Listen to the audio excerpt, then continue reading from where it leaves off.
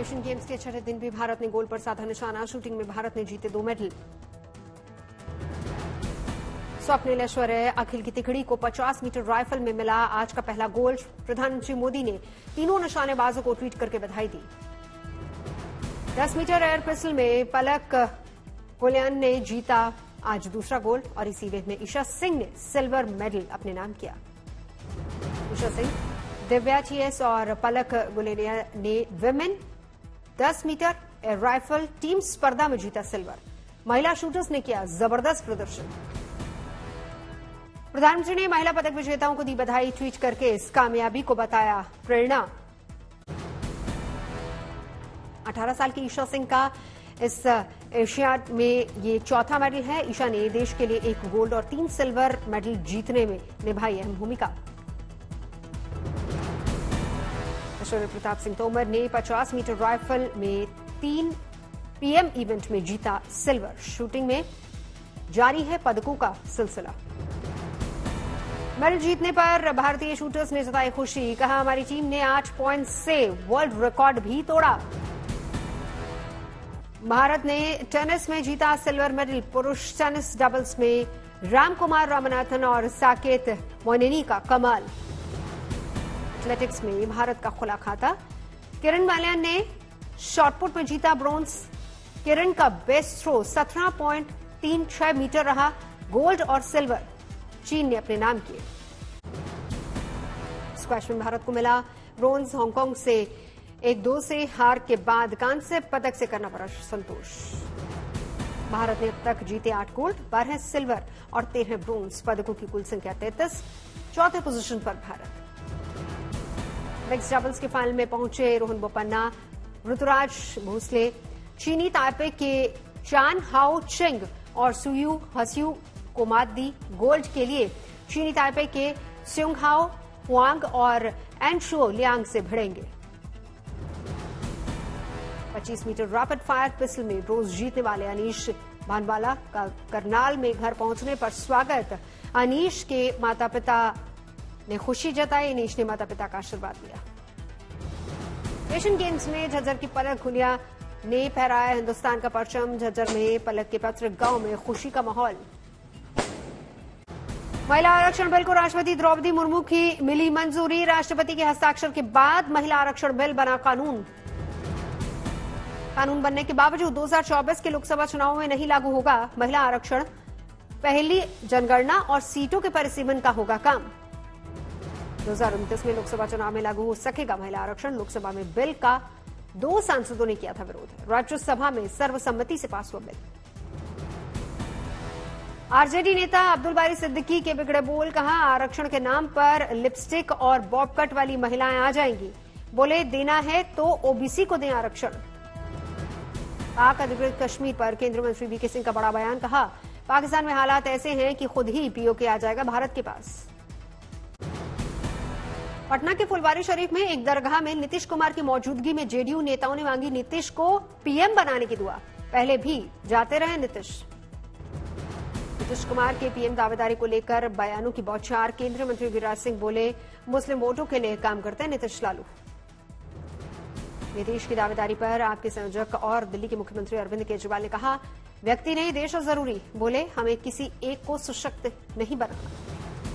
India गठबंधन से अलग नहीं होगी आम आदमी पार्टी। गठबंधन पर अटकलों के बीच आया केजरीवाल का बयान।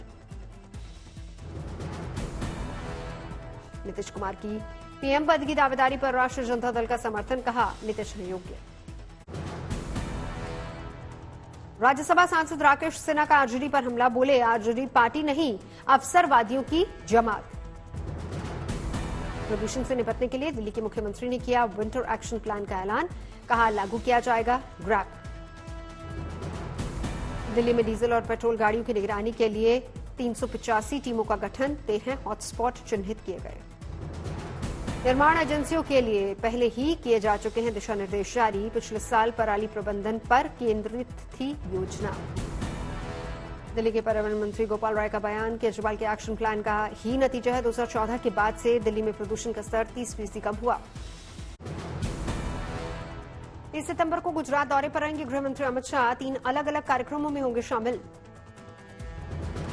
आरएसएस प्रमुख मोहन भागवत का गुजरात दौरा, 1 अक्टूबर तक गुजरात में संघ की बैठकों में लेंगे हिस्सा। 2024 में एक देश एक चुनाव के संकेत नहीं, सूत्रों के मुताबिक लॉ कमीशन ने माना अगले साल ये संभव नहीं, संविधान में संशोधन का सुझाव दे सकता है विधि आयोग।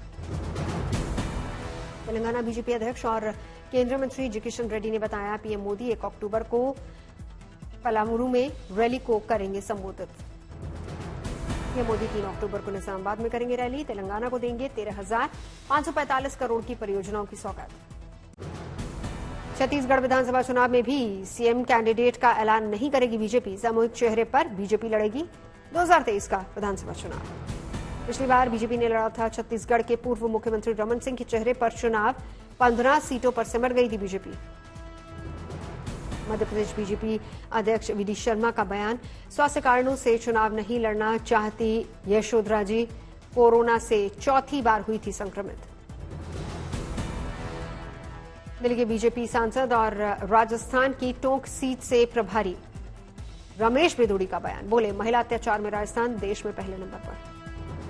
जयपुर में महिला की जली डेड बॉडी मिलने पर रमेश बिदूड़ी का हमला, बोले मोहब्बत की दुकान चलाने वाले और लड़की हूं, लड़ सकती हूं कहने वाले कहां है गायब। बीएसपी सांसद दानिश अली ने प्रधानमंत्री मोदी को चिट्ठी लिखकर मांगी सुरक्षा, बिदूड़ी कांड में प्रधानमंत्री से सार्वजनिक निंदा करने और सजा देने की अपील की। रमेश बिदूड़ी को टोंक जिले में चुनाव की जिम्मेदारी देने पर बीएसपी सांसद दानिश अली का बयान, बोले सामने आया बीजेपी का असली चेहरा और चरित्र। बीजेपी सांसद मेनका गांधी को इस्कॉन ने भेजा 100 करोड़ की मानहानि का नोटिस, 7 दिन के अंदर माफी मांगने का उनको कहा। पूर्व केंद्रीय मंत्री और जानवरों के संरक्षण के लिए काम करने वाली मेनका गांधी ने इस्कॉन पर लगाया था कसाईयों को गाय बेचने का आरोप। समाजवादी पार्टी के अध्यक्ष अखिलेश यादव का भी मेनका गांधी पर हमला, अखिलेश ने मेनका के बयान को बताया एक बड़ी साजिश का हिस्सा। भोपाल में सीएम शिवराज सिंह चौहान ने कई विकास परियोजनाओं की रखी आधारशिला, केंद्रीय मंत्री नरेंद्र सिंह तोमर भी मौजूद रहे। मुख्यमंत्री पद को लेकर सीएम नीतीश की टीस, कहा मुझे किसी कुर्सी का लालच नहीं, बोले मेरा हाड़मास लोगों के काम आ जाए तो मेरी जिंदगी सफल हो जाए। राजस्थान के जोधपुर में 5 अक्टूबर को पीएम मोदी की होगी रैली, केंद्रीय मंत्री गजेंद्र सिंह शेखावत भी मौजूद रहेंगे, जानकारी दी। जोधपुर को आईआईटी, एम्स, एयरपोर्ट और रेलवे के कई प्रोजेक्ट्स के शिलान्यास और लोकार्पण करेंगे पीएम मोदी, गांव-गांव में दिया जा रहा है न्योता। रांची में आजसूबादी का 3 दिन का महाधिवेशन शुरू, अध्यक्ष सुदेश महतो ने शहीदों को दी श्रद्धांजलि। कनाडा को भारत की 2 टूक, हडसन इंस्टीट्यूट में बोले विदेश मंत्री एस जयशंकर, राजनीतिक मजबूरी के कारण आतंकियों को श्रेय दे रहा कनाडा, भारत पर लगाए आरोप बेबुनियाद। एस जयशंकर ने अमेरिका को अपनी चिंता के बारे में भी बताया, कहा हमारे राजनयिक हैं असुरक्षित, आतंकवादियों पर कनाडा का बहुत उदार रवैया। 2024 से पहले विधानसभा चुनावों को लेकर बीजेपी राष्ट्रीय महासचिवों की बैठक, बीजेपी अध्यक्ष जेपी नड्डा की अध्यक्षता में मंथन। पीकी कैस्केड मस्करेड 2023 को केंद्रीय मंत्री अनुराग ठाकुर ने किया संबोधित, कहा प्रधानमंत्री मोदी के नेतृत्व में कई कानून बनाए गए जो प्रगतिशील दृष्टिकोण करते हैं प्रदर्शित। कांग्रेस की राष्ट्रीय प्रवक्ता सुभाषिनी शरद यादव का राष्ट्रपति पर वेतु का बयान, बोली आदिवासी राष्ट्रपति की देश में सफेद हाथी जैसी भूमिका। भारतीय वायुसेना की और बढ़ेगी ताकत, 156 अतिरिक्त प्रचंड लाइट कॉम्पैक्ट हेलीकॉप्टर खरीदेगी वायुसेना। वायुसेना ने रक्षा मंत्रालय को भेजा हेलीकॉप्टर खरीदने का प्रस्ताव, मंजूरी मिलने के बाद होगी खरीद। 156 प्रचंड लाइट कॉम्पैक्ट हेलीकॉप्टर में 66 चॉपर्स वायुसेना को मिलेंगे और 90 चॉपर्स भारतीय थल सेना में होंगे शामिल। चीन पाकिस्तान सीमा पर की जाएगी प्रचंड हेलीकॉप्टर्स की तैनाती, भारतीय वायुसेना और भारतीय थल सेना बॉर्डर पर करेगी तैनाती। 15 हेलीकॉप्टर्स को भारतीय वायुसेना और थल सेना में पहले ही किया जा चुका है शामिल, खराब मौसम में भी भर सकते उड़ान, पहाड़ों, दुर्गम इलाकों और रेगिस्तान में उड़ान भरने में सक्षम। तमिलनाडु के तिरुवन्नमलई के अरुणाचलेश्वर मंदिर में पूर्णिमा गिरिवलम को लेकर उमड़ा आस्था का सैलाब, बड़ी संख्या में भक्त पहुंचे। रामपुर में यूपी के मंत्री जितिन प्रसाद 200 करोड़ की विकास परियोजनाओं का किया शिलान्यास। कहा, आने वाले समय में रामपुर में इतिहास रचा जाएगा। दिल्ली में बीजेपी ने दिल्ली सरकार की शीतकालीन कार्य योजना को लेकर लॉन्च की लघु फिल्म। स्क्रीन पर दिखाई गई फिल्म। विजयवाड़ा में आंध्र प्रदेश के मुख्यमंत्री वाईएस जगनमोहन रेड्डी ने की रैली, जनसभा को किया संबोधित। दिल्ली के पीएचडी चैम्बर में आयोजित अमृतकाल ऑफ अनप्रेसिडेंटेड ग्रोथ कार्यक्रम में शामिल हुए केंद्रीय मंत्री हरदीप पुरी। थल सेना प्रमुख जनरल मनोज पांडे भी मौजूद रहे।